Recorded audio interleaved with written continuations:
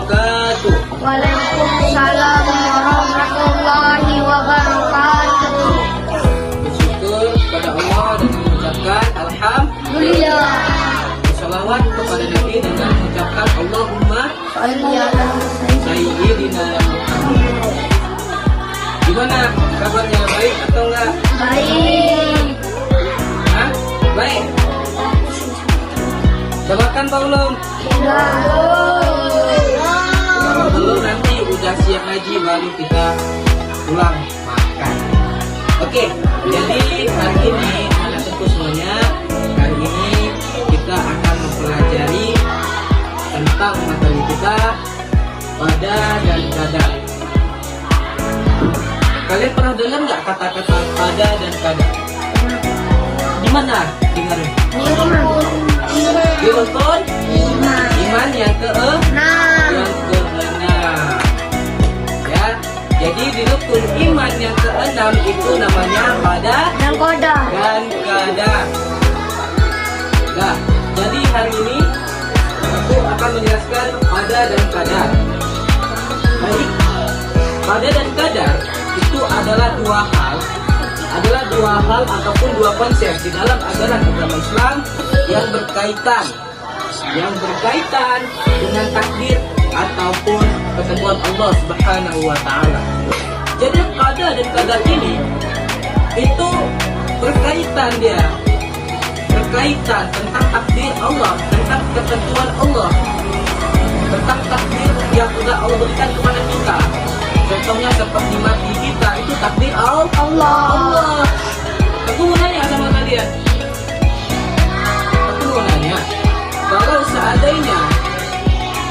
Kalau seandainya kita meninggal, apakah kalian sudah siap untuk menjalaninya? Belum siap kan? Belum siap kan kalian untuk meninggal? Belum berani kan? Makanya dari sekarang aku bilang kepada kalian semua, perbanyaklah amal-amal kebaikan bagi diri kita. Terus banyak berbuat amal-amal kebaikan seperti sholat, berpuasa, ya kan? Membayar zakat, bersedekah, betul, membantu orang lain. Jadi ketika kita mengumpulkan segala amal perbuatan yang baik-baik, maka insya Allah akan mempermudahkan kita di dalam apa? Menuntut ilmu. Allah akan mempermudahkan kita di dalam menjalankan perintah-perintah yang sudah Allah berikan kepada kita. Dan qadar. Jadi anak-anak tentu semuanya yang dimuliakan oleh Allah Subhanahu wa taala, qada itu adalah suatu keputusan ataupun ketentuan daripada Allah Subhanahu wa taala yang sudah ditetapkan bagi makhluknya.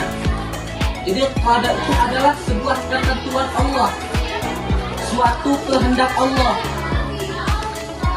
Jadi qada ini adalah takdir yang nggak bisa kita ubah.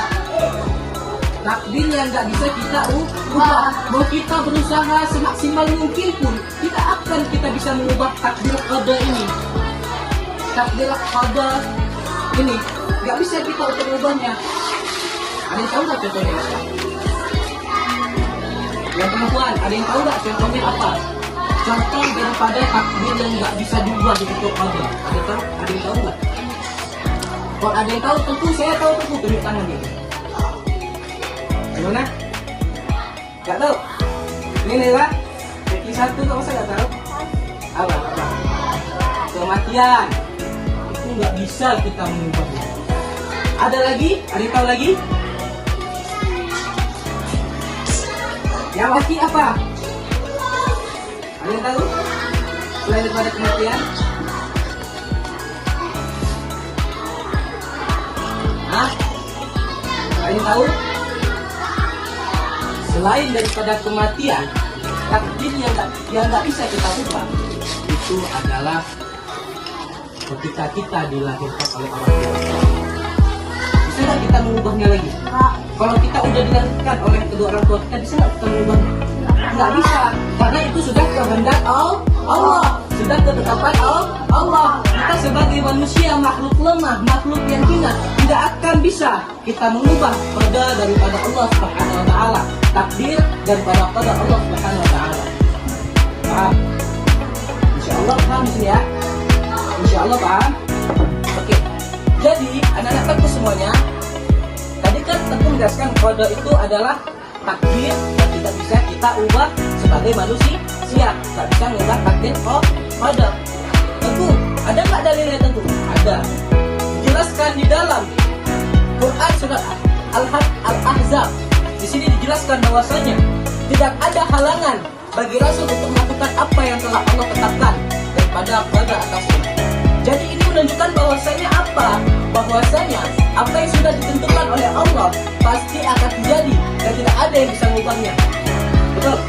Contohnya seperti bencana alam, seperti banjir. Sudah kita membuat agar tidak banjir. Nggak bisa kan?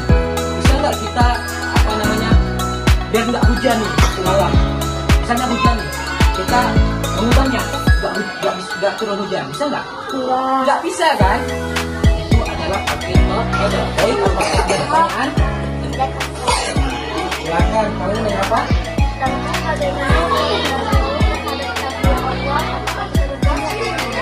Bagaimana kalau seandainya kita mengeluh terhadap takdir yang nggak bisa diubah? Ya, apakah kita berdosa tentu? Betul, jadi pertanyaannya. Oke, ini sepengetahuan tentu saja ya. Sepengetahuan tentu. Kalau seandainya kita mengeluh terhadap takdir yang nggak bisa diubah, contohnya seperti kematian, mengeluh kita dengan takdir tersebut, mengeluh kita, maksudnya tidak mau menerima. Ingat, kita sebagai manusia yang beriman, manusia yang beragama Islam, nggak boleh tuh kita mengeluh terhadap takdir Allah. Nggak boleh mengeluh. Betul? Nggak boleh kan kita mengeluh terhadap takdir Allah kan? Udah memang ajalnya, udah memang takdirnya. Maka sebagai umat agama Islam nggak boleh mengeluh. Tentu apakah berdosa tentu? Kalau itu tentu jawaban tentu nggak bisa bilang langsung berdosa. Tetapi bisa jadi berdosa, bisa jadi nggak berdosa. Di antara dua itu jawabannya. Cuma takku lebih menegaskan untuk melarang. Nggak boleh kita mengeluh terhadap takdir Allah. Itu kalau sepengetahuan tentu, ya. Nah, jadi apakah berdosa tentu? Itu di antara dua itu. Dosa ataupun tidak? Ya itu. Cuman ya kita jangan sampai kita mengeluh terhadap takdir Allah. Ketika kita mengeluh terhadap takdir Allah, Allah sangat tidak menyukai orang-orang yang mengeluh kepada Allah Subhanahu wa taala. Paham? Paham ya? Jadi hikmah kita beriman kepada qada dan qadar itu akan membuat kita lebih mudah menerima berbagai kondisi di dalam hidupnya dan hidup kita, baik itu kebahagiaan ataupun kesulitan. Jadi dengan kita beriman kepada Allah, kita bisa lebih menerima apa yang telah Allah berikan kepada kita. Kita tidak akan pernah mengeluh. Karena kenapa? Karena kita beriman kepada qada dan qadar, takdir Allah Subhanahu wa taala. Jadi mungkin hanya itu saja yang akan kita sampaikan. Apabila ada kekurangan dari perkataan tersebut, tolong dikatakan kepada Allah permohonan ampun. Assalamualaikum warahmatullahi wabarakatuh.